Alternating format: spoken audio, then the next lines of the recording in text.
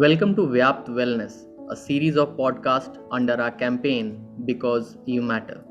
In today's episode, Mental Wellness versus Mental Health, we have Dr. Kamna Chhibber with us, who is a mental health expert at Fortis Healthcare and also an author.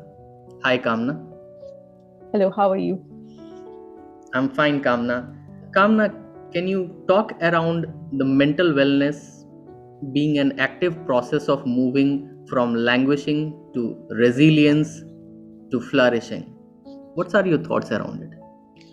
Typically, when people talk about mental wellness, mental health, they keep on equating it with the absence of a mental illness. They do not necessarily recognize that it is about a lot more than simply not having a disease. So, if you don't have a diagnosable condition of a depression or an anxiety disorder or any other mental health related illness, that is not equivalent to you having a good state of mental well-being or mental wellness. There is a lot more that goes into it, and it's about how you in your day-to-day life are able to work through your situations, your relationships, the work that you have to do, your daily existence in a way that you feel good about it. So it encompasses a lot of different dimensions within it. It includes how you're feeling at an emotional level in terms of the feelings that you're having across different situations, whether you're feeling good about things, how they're going on, whether you're able to manage your emotions, you're able to take care of your own self, and you feel that yes, even if there are difficult circumstances, you're being able to take care of how you're going through them. Simultaneously, it's about how you're functioning in your social spaces, whether you're being able to look at your relationships, maintain them, sustain them, give to them, because to manage any relationship involves a lot of doing and giving a lot into it to make sure that it's going well for you, and it's able to also provide you with the kind of support that you would require. So it's very reciprocal. So to be able to function across those social spaces, whether it's in your personal front, in your work front, with your friends, with your family members, that also tends to contribute towards your state of mental wellness. Your spiritual functioning, your psychological functioning, the way your mind is processing things, it's thinking about things. All of these things together contribute towards your state of mental wellness. And it is so important for us to keep a focus on this aspect as well, to ensure that we're able to move towards our goals in ways that it creates a true sense of happiness, joy, contentment, fulfillment.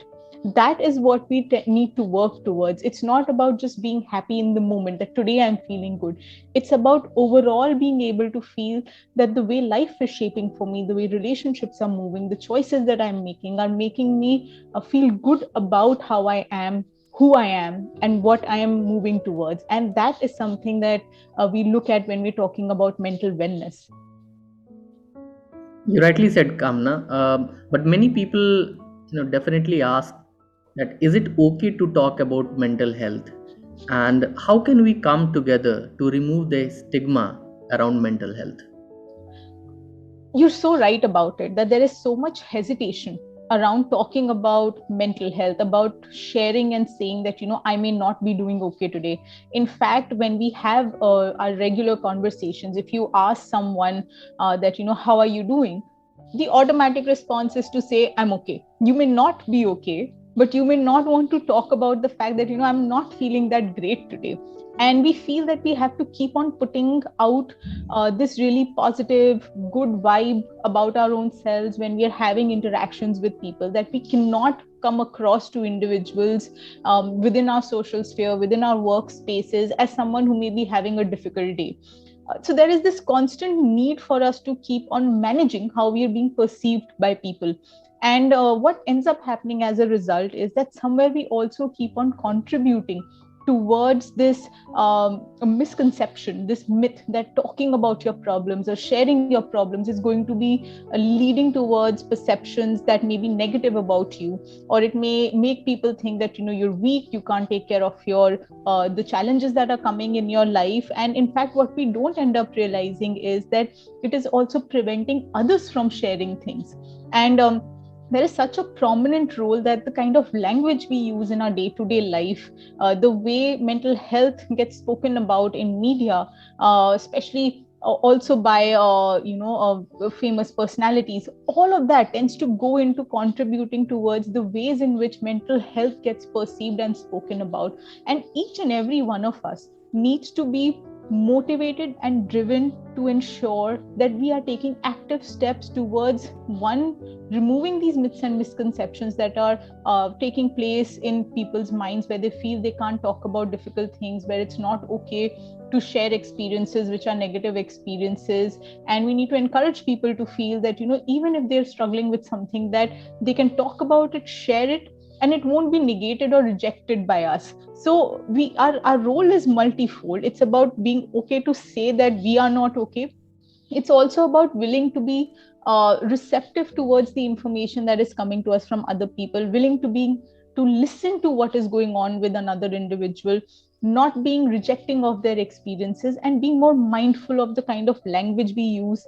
There are a lot of slurs which get associated very easily. You'll say, someone is within Hindi colloquial language, a lot of times you may say pagal, mental.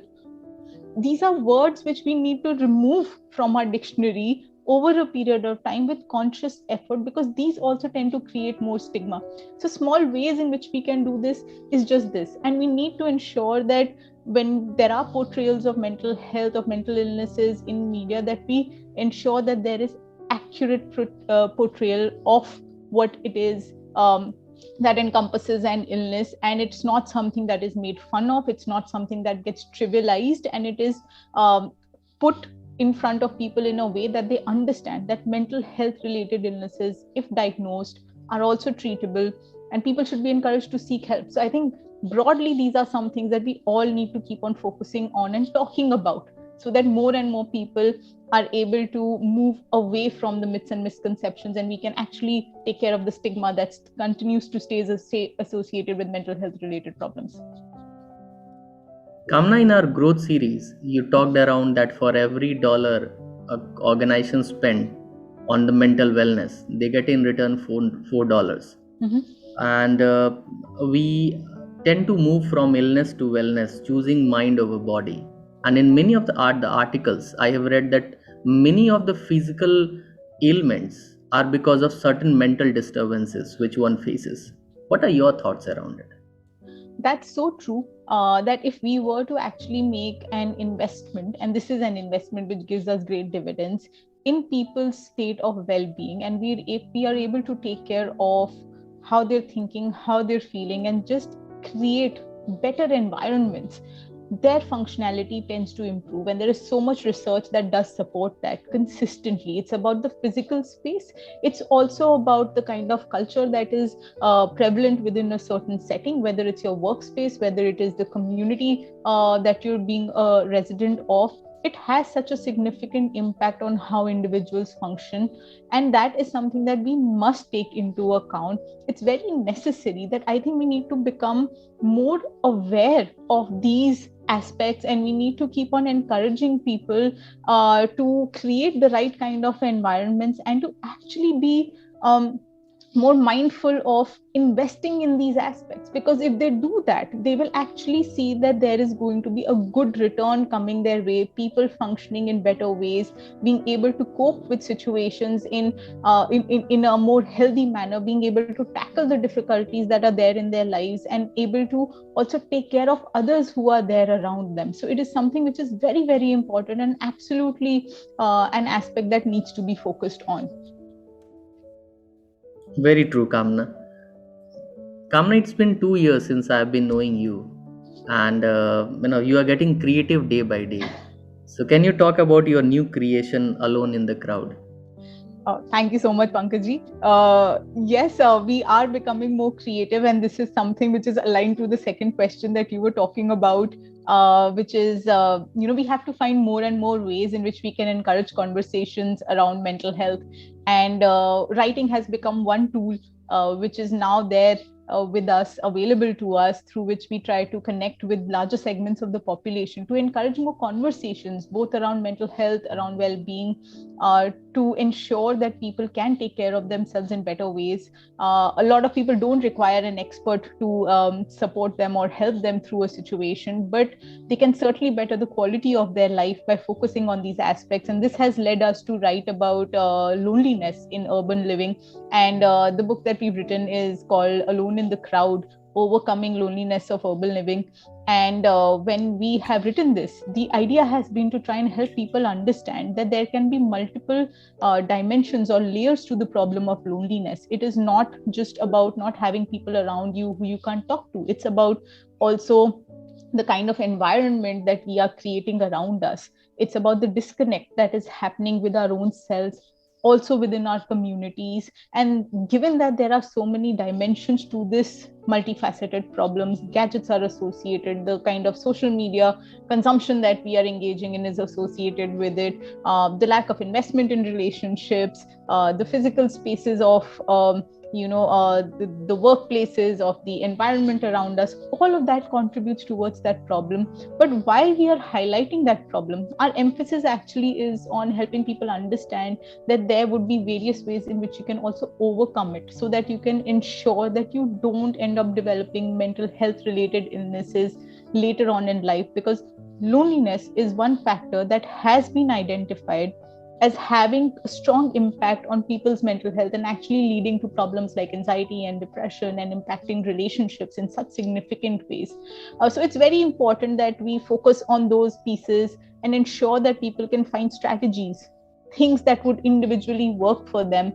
And no one approach can be applicable to everyone. So there could be different things which would be helpful to different people. And that's what we've tried to point out through the book. So we feel, of course, that it's a great read.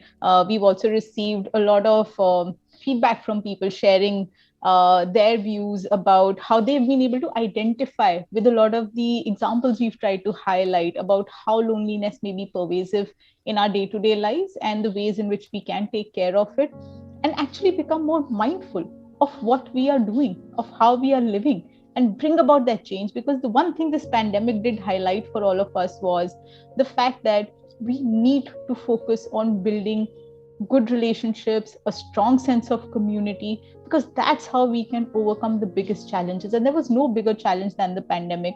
And this was the time when people actually encountered loneliness in very big ways. So I hope if people do find the time to pick this up, they would be able to take something significant with them, which would really help them improve the quality of their life and actually take greater steps towards their mental wellness. Thank you so much, Kamna, for sharing your lovely inputs and advice on mental health. Thank you so much, Pankaj. It's always a pleasure to interact with you and to be able to talk about these aspects. You don't have to struggle in silence. You can be unsilent. You can live well with a mental health condition as long as you open up to somebody about it. Healing does not mean the damage never existed. It means the damage no longer controls your life. Stay tuned with me as we bring you a series of interactions under a grand initiative. I'm Pankaj Pandey and I'm here to talk, share, and care because you matter.